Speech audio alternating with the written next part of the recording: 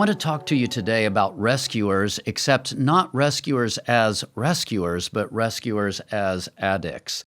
I find that rescuers are some of the most difficult people to work with in addiction. Why? Because they see themselves as the adult in the room. A rescuer always will walk into a situation and somehow they see themselves, okay, I'm the one who's going to fix this other person. I'm the one who's going to bring life. I'm going to bring health. And they have this mindset, almost like a parent-child mindset of, all right, now I know what to do. I know how to do. I understand myself. I can make all of the necessary decisions. Well, if you're trying to work with a rescuer, then almost invariably, they're not going to see what they need to see. And if you try to bring it to them, number one, they're going to be offended.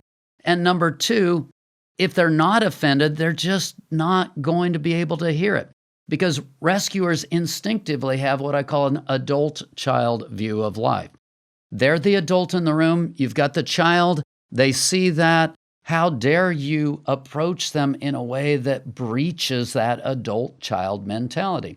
So I come to a rescuer, and I'm sitting down, and I'm having a talk with them, just trying to work through the different things. It's like there's two sets of glasses there. There's one set of glasses that they use for other people. There's one set of glasses they use for themselves. And the set of glasses they use for other people tends to be extremely critical. And it's like, I can see that mistake, and I can see that one, and that one, and that one. And here's why they're not getting better. And here's what's crazy. Much of the time, they're very accurate. And because they're so accurate with the people around them, that's part of what draws them into being a rescuer. Because they're accurate about that, then they are lulled into a place of confidence that they also should be able to be accurate in themselves. But that doesn't take into account the two sets of glasses where I'm seeing other people through this other lens that's more critical, and it's accurate, but yes, it actually becomes more critical. Well, guess what? We got a problem here. Anyone who walks in a critical spirit, the Bible talks about Romans chapter 2, when you condemn others, when you're critical of others, that thing you're judging others in is going to come back on yourself, and you're going to end up repeating it. So the way they see other people, the accuracy with which they see other people, actually is a real problem. It sets in motion spiritual law to a place where they're going to repeat the very thing that they're condemning. So then I come to them, and I'm talking to them, and immediately, what are they doing? They're seeing other people. They're seeing other situations, and they say, oh, that's not me, that's them. And they immediately tend to become defensive because they think you're saying they're like other people, and I'm the adult, I'm not the child. For most people to get better in recovery, the key issue is value. And here is the other issue with rescuers. They get their value from rescuing. Almost everybody is like this. There's something God has created them to do, and when they're doing that, they feel good about themselves. But there's another problem. God has created it so that we're not capable of doing what we need to do apart from Him. So you have a rescuer who's coming in, dealing with someone who's dysfunctional, dealing with someone who's broken, and that's very difficult in and of itself. And so you have to be strong. You have to be solid. You have to have a sureness and a confidence in yourself to be able to do this. They're dealing with that. Well, what's going to happen? What's going to happen is there's going to be failures. And when those failures happen on the part of other people, they tend to pull that back to an internal place. How have I failed? Why am I not rescuing this person? Why am I not able to make this person better? So when all of that's going on, what's happening to their value? It's going down, down, down, down, down.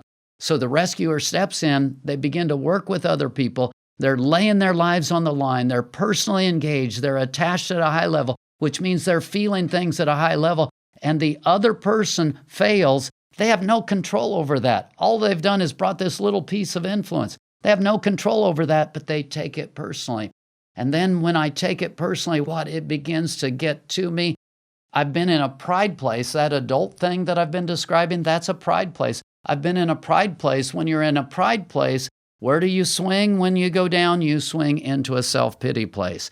And self-pity is one of the worst conditions to try to help because it has its own set of excuses. When I'm in a self-pity place, it's like the world hates me, nobody loves me, I'm no good. You're going through all of these kinds of mantras, and all of those are like self-fulfilling prophecy that just take you into this place of depression that's really sick. These are some of the kinds of things we're working with when we're working with a rescuer. And many, many times, there's a high percentage of people who are addicts who actually have a rescuing personality. What's the solution?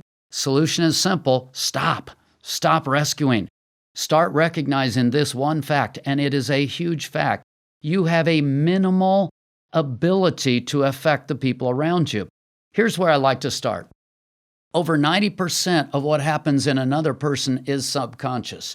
So when you're trying to influence another person, you're dealing with about 10% of the person. Then out of that 10%, I'm going to suggest another 90% of that is being driven by the ego. So now I'm dealing with 10% of that 10%. I'm actually only dealing with maybe 1% of the other person at a conscious level. So I walk into a situation, I'm going to be a rescuer. I'm going to be the person that rides in and fixes this thing, and I'm dealing with 1%. What are your odds of the person getting better? One of the things I like to say over and over again, you only have as much authority in another person's life as they choose to give you. Now, rescuers, if you're listening to me, how often do people give you a significant level of authority in your life? And the answer is not very often. And especially if you're a typical rescuer, at some point, in order to be more successful, I go into forms of manipulation and control and all kinds of other kinds of things. Well, the other person's going to pick up on that. They're going to pick up on the fact that you need them to get better. And when you need them to get better, it feels like manipulation. It feels like control. And that other person is not going to trust. And if they don't trust, your influence level just went down several more notches. If you want to get better as a rescuer, it simply starts with, yes, I like to rescue, so I will try to bring whatever godly influence I can into the lives of the people around me, but I'm going to stop paying attention to the results. I'm going to figure out what's healthy, what's not. I'm going to do what's healthy, and I'm going to do one other thing. I'm going to stop being the adult in the room. I'm going to humble myself. I'm going to get quality people in my life that I respect and allow them to kind of be at least co-equal adults, if maybe not an adult and I get to be a child for a while. This is really incredible because you can only receive value from what you respect. So if I don't allow someone else to be at least a co-equal or maybe even an adult in my life, I'm not going to respect someone. I can't drink in value. If I don't drink in value, every time I go to rescue someone else, I'm in that manipulation and control zone. So stop. Recognize you only have the authority and the people around you to the degree that they give it to you. So you're not taking personally what they do all the time. You put down that personal offense. You put down the critical spirit. You begin to develop a quality relationship with godly people. You drink in life. You drink in value. You allow them to hold you accountable so that you're not rescuing. You almost will have to be in nurture situations. You can't survive apart from it, but try to make it nurture situations where you're not rescuing. You're more in a peer situation and you're getting a chance to give. You're getting a chance to kind of be who you are without jumping in with both feet in a way that it's going to make you sick.